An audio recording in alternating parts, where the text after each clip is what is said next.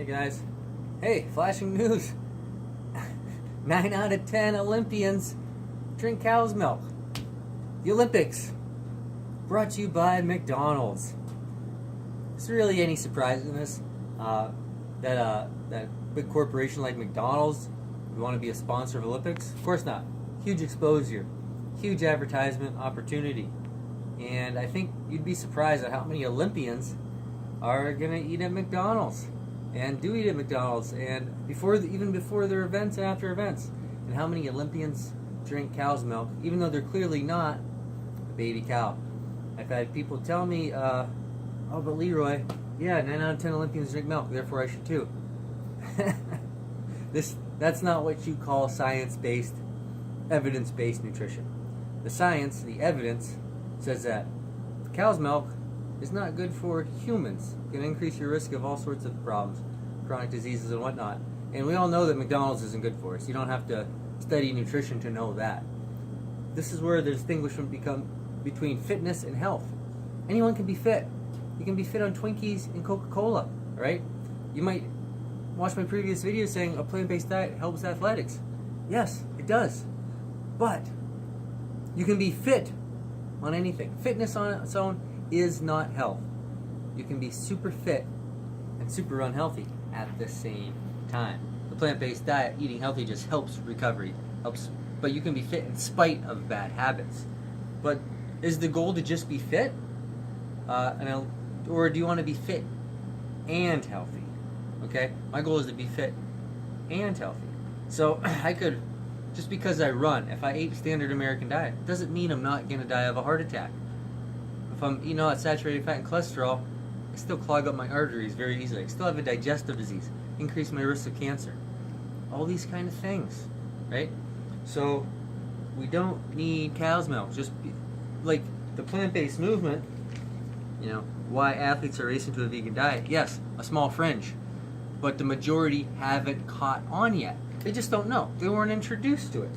If they were given the science, maybe they would change their mind. But of course, like we talked about, when the Game Changers documentary comes out soon, that's going to change that game. I think another 4 years from now, you're not going to see 9 out of 10 Olympians drinking cow milk, because they're going to know better, all right? So just because they do it doesn't mean it's a good idea for you too. And it's dangerous thinking, because kids look up to that other. I've had kids on the cross country teams, Coach Cup, but 9 out of 10 Olympians drink milk, and we kind of like to have a friendly kind of debate about it. You know what I mean? But look, we got to remember, food's a package deal. You can't just say, "Oh, what does the dairy industry always say? Oh, cow's milk for calcium, cow's milk for protein." Imagine this: soy milk, one serving, 30% of calcium from my daily recommended amount. Same amount pretty much as cow's milk. 7 grams of protein. I think cow's milk has 8. So, you can just drink this without the saturated fat, without the cholesterol, without the growth hormone, without all the hormonal soup that milk is, without all the nasties, without the inflammatory response that it will bring. So I'm going to drink this, or almond milk, or something like that. And so the point is, do you want to be fit? Do you want to be fit and healthy? We need to look to the science, not just what athletes are doing. There's the professional sports world, basketball, football, whatever, most people eat a very unhealthy diet. There's this notion that just because you exercise, you can eat unhealthy and get away with it. Sure, exercise is going to help reduce your risk of chronic disease, but you can't out-train a bad diet. And again, I predict in 5 years, roughly 5 years, most of your professional sports teams, most of your Olympians are going to be eating a plant-based diet or close to it, because as more and more athletes are going plant-based and they're seeing the benefits, you're not going to want to be left behind in the dust. You're not going to want to lose a competitive advantage.